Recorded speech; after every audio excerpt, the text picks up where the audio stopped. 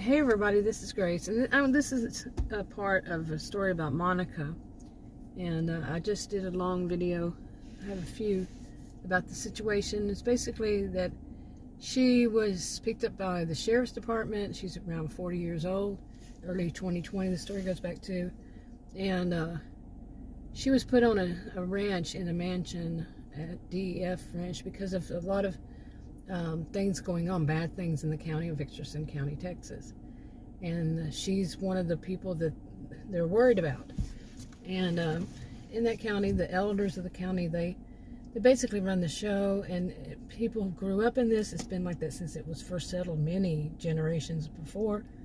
And people grew up with this kind of thing, and they knew if the elders say something, listen to them.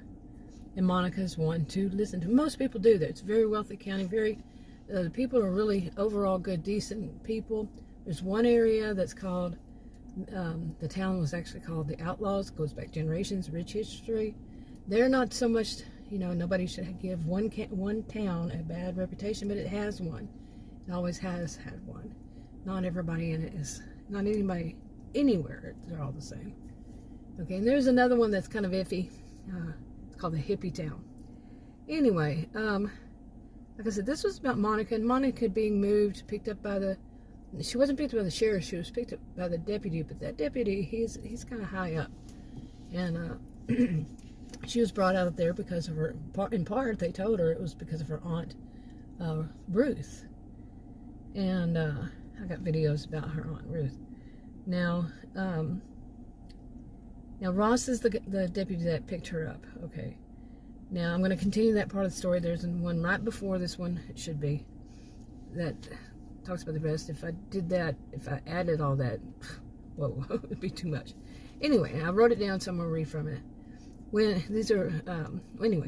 When Ross and Monica got to her suite, okay, after she had met with the elders and all that, about after they picked her up and brought her to that ranch, DEF Ranch, when she was allowed to go to her own suite, there was a woman, anyway, to get it back, when they arrived at her suite, there was a woman standing out there, outside of her door. Now, Ross, he, as a deputy, he already knew Francisca, okay, some people just call it Fran, he had met with her, that is, okay, and he knew that she was there to be one of the bodyguards for the wing, that wing of the mansion. Now these were dude ranches, but the county's locked itself down, early 2020, okay, and nobody's coming to the dude ranches. They're operation, the dudes are operational too, as it is, just as ranches, but no visitors. And so they had the whole mansion secured off for elders and other people that they're keeping watch on, and they have deputies and such. But like I said, Ross himself, he's not really just a deputy. Let me see if I can find it. He's a captain, actually, in the sheriff department, and some criminal investigation division, I believe, yeah. Anyway, now let's see. Now Ross, already knew about Francisca. Let's call her Fran, and she was one of the bodyguards for the wing, and she was mainly for Monica and Monica's Aunt Ruth. Now, she would meet her Aunt Ruth the next day. Monica did not know that she had an aunt. And Monica's around 40 years old. And so I have a video about that one too. Okay. Now, also, Doc Rick and Doc Pam, Pam is Doc Rick's sister, they would be there too. And at that time, Ross, okay, so they saw Fran, and they, at that time, Ross handed over the keys to Monica, and he introduced her to Fran. Okay, Ross said that he was temporarily leaving her there, in her hands, in Fran's hands, and that Fran, as she asked to be called, would explain to Monica how it would work. And Monica and Fran went inside, and Fran showed her around, and she showed Monica the rooms that eventually would be her Aunt Ruth's quarters. Okay, now since Monica knew that these were dude ranches, dude ranch suites. You know, that's when people came in, that's where they stayed. These are wealthy. Okay, the layout was as she expected. Okay, she wasn't suspecting to have an office, however. 2 bedrooms, 1 for a child, you know, her children, plus her aunt's quarters and a full living room and a kitchen. And she had never been in one of them before. So, you know, she kind of expected it, but she didn't expect the office. But she would need the office because she actually is a, what is it called? A pharmacy rep, a pharmaceutical rep. But when she got there, they let her know that they're not going to be doing that way anymore. And they had investigated her and found out that she was an LPC, you know, licensed professional counselor, and they asked her if she would consider doing that during these investigations. They're trying to find out who's been making threats, what's going on. They really don't know what is going on, but they're working on it. And so anyway, she had never been in one of these suites before, and so she was kind of surprised. And so she need one for whatever she decided to do. You know, everybody's free to do what they want, but they could tell them about what would be, you know, what they could do. And as far as the rep, you know, they had that choice. Okay, but because of the problems with her being one of the people that they're afraid is in danger. So anyway, now these ranges, like I said, the people here, it's a very wealthy county, and people like the elders who are, they're filthy rich, okay, and usually filthy rich, and they would pay for themselves. They were moved on here, they pay it for their own suites and such. Nobody has to, okay, but they do because they see it as a way to keep the economy going, and the dude ranches shouldn't suffer, and they have dude ranches on like the outskirts of towns, all, you know, like a circle. Imagine a circle around all the towns, but the whole of it, all the towns put together, and there's dude ranches around them, and they have land beyond that they're going to expand on, and they were split up because of this problem and other problems. They split the elders up, and they, you know, everybody can do what they want to do. They're free to do what they want. But many of them decided to, because each of these dude ranches that have their mansions, they all have mansions, or at least hotels.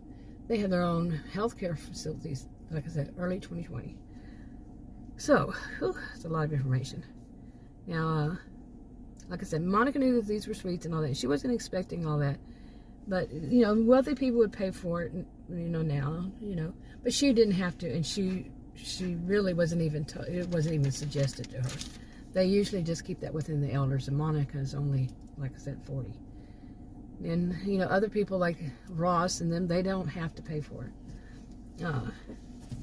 Now, she had this big nice one, and now as for Ross, he has a small suite, just a small suite next to hers. And as for Fran, she stayed in a suite across the hall with the nighttime security officer, Marissa. These were positioned, you know, all of it was positioned next to around Doc Rick's and Pam's and Monica's, and Doc Pam also, I said, Doc Rick and Doc Pam. They're brother and sister, like I said, so I usually just blur it all together. But in her Aunt Ruth, all this, they're around all that. And Connie had a suite at the end of the hall, a woman named Connie. She's 6970. And hers would be to the left of her, you know, for lockdown reasons and all. And the groceries and everything would be furnished. And they, you know, she could make up a list, and they would have them furnished, and not furnished, but they would have them delivered. And nobody had to pay for any of this. Like I said, they didn't have to, but the wealthy ones, they did. Okay. Let's see. And all else was furnished. Let's see. There was a small laundry room in her bathroom, and her Aunt Ruth's bathroom. So that, you know, everything like that. Now, this is part of a hypothetical fictional, was part of a series of hypothetical fictional stories, and I've been writing them for years. They're all copyrighted to me, the rough drafts, recordings, all of it, anything about these stories. It's a huge series. I have them on more than one channel, several channels, and lots of storylines. And I am happy I can finally get back to this. Like I said, I've been doing these for years, and it helps me, you know, a very rough draft helps me to go back and see what I did wrong or what isn't going to work. And I have done things wrong, like especially when it comes to time, like how many years ago it was. I can really screw up on those. So, okay, so basically that has me up to date with Monica, as far as Monica is concerned. Now, this is, like I said, early 2020. Well, things really don't change so much. You know, I think many of us know things just keep going. Originally, I started this series, and I think the first character one of was named Meg, and years ago. Actually, maybe, yeah. I'm not sure. It was years ago.